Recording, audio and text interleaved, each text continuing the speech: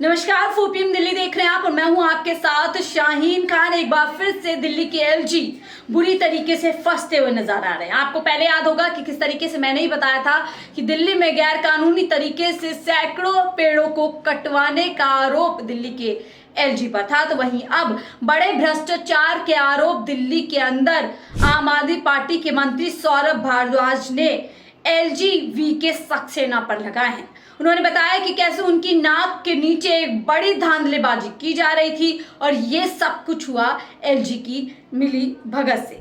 दरअसल दिल्ली के अंदर जो टीटीए है यानी लैंड का मामला है या प्रॉपर्टी का मामला है वो दिल्ली के एलजी के अंडर आता है और टीटीए एक बड़ी संस्था दिल्ली के अंदर है। उसी को लेकर के बड़े आरोप, संगीन आरोप दिल्ली के अंदर मंत्री सौरभ भारद्वाज ने एलजी साहब पर लगाए हैं। क्या कुछ यहाँ पर सौरभ भारद्वाज इस पूरे मामले में बोल रहे हैं, सुनिए पहले इस वीडियो।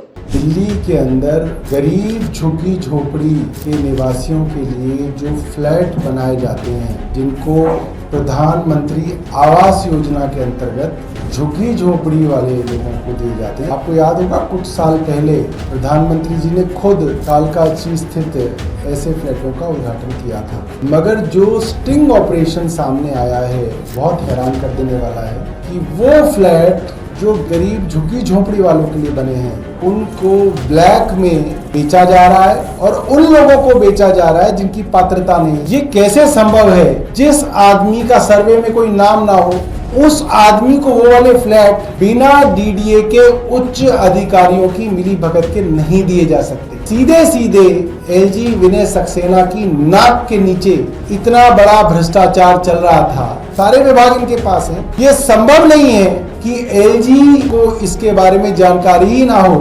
तो आपने साफ तौर पर सुना क्या कुछ यहाँ पर सौरभ भारद्वाज बता रहे हैं इस पूरे मामले की जानकारी देते हुए। अरविंद केजरीवाल के बाद देखिए जो सौरभ भारद्वाज पूरी तरीके से काफ़ी अटैकिंग मोड में नजर आते हैं क्योंकि दिल्ली सरकार में मंत्री हैं और कई खुलासे जो है लगातार यहाँ पर करते रहते हैं। अब देखिए क्या कुछ कह रहे हैं वो। दिल्ली में झुग्गी झोपड़ी में रहने वाले लोगों को आवास दिए जाने थे, लेकिन अब मामला सामने आया है कि इन आवास को अवैध तरीकों से अपात्र लोगों को बेचा जा रहा है।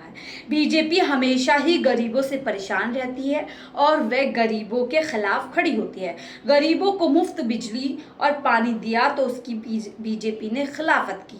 अब ये फ्लैट जो गरीबों को मिलने थे वे अन्य लोगों को ब्लॉक किए जा रहे हैं। ये खुलासे यहाँ पर किया जा रहा है। यानी टीटीए के अंतर्गत जो फ्लैट तैयार किए जाते हैं, जिस योजना के तहत जो फ्लैट गरीबों तक दिए जाते हैं, गरीबों तक पहुँचाए जाते हैं, उन फ्लैटों की गैर कानूनी तरीके से जो है बिक्री हो रही है, खरीद कह सकते हैं खरीद फरोख्त की जा रही है।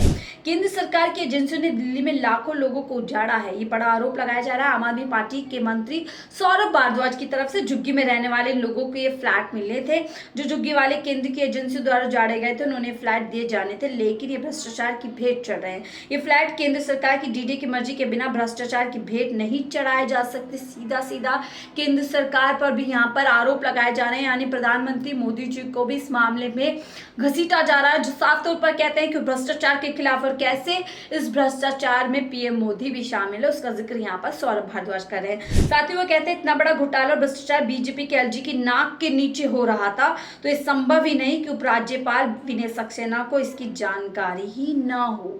ये बात, ये आरोप लगाए जा रहे हैं। गरीबों को मिलने वाले आवास में भ्रष्टाचार के मामले की जांच हुई।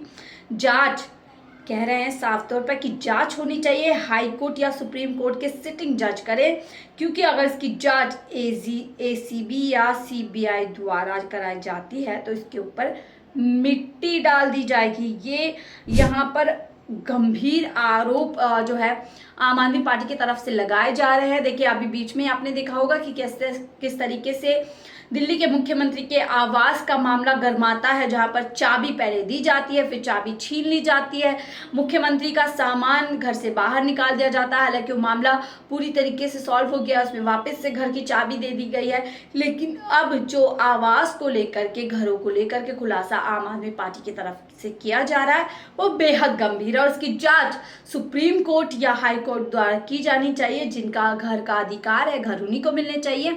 इस तरीके से जो बीच में एक धोखाधड़ी देखी जा रही है कि गैर कानूनी तरीके से घर किसी को भी बेचे जा रहे हैं, तो ये कई सवाल न केवल एलजी साहब पर खड़े करते हैं, बल्कि केंद्र में बैठी हुई मोदी सरकार पर भी कई सवालों को जो है पूरी तरीके से उजागर कर देता है। बहरहाल आपको क्या लगता है, क्या वाकई में ये जो चीज़ें सामने आई है डीडीए को लेकर के, दिल्ली की सबसे बड़ी कह सकते हैं कि आवास से जुड़ी संस्था है।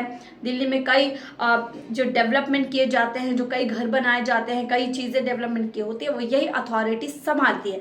अब इसी अथॉरिटी को सवालों के घेरे में आम आदमी पार्टी लेकर आ गई है। क्या आपको भी लगता है कि दिल्ली के अंदर जो डीडीए को लेकर के तमाम बातें सामने आई हैं, इसमें कहीं ना कहीं एलजी साहब पूरी तरीके से शामिल है? और क्या आपको भी लगता है कि केंद्र सरकार में बैठी मोदी की सरकार भी इस पूरे मामले में शामिल है? क्या आपको लगता है भ्रष्टाचार की बात इस पूरे मामले में आपको लगती है? तो जरूर साझा कीजिएगा अपनी राय। फिलहाल के लिए मुझे दीजिए इजाजत। आप देख रहे थे 4 PM दिल्ली।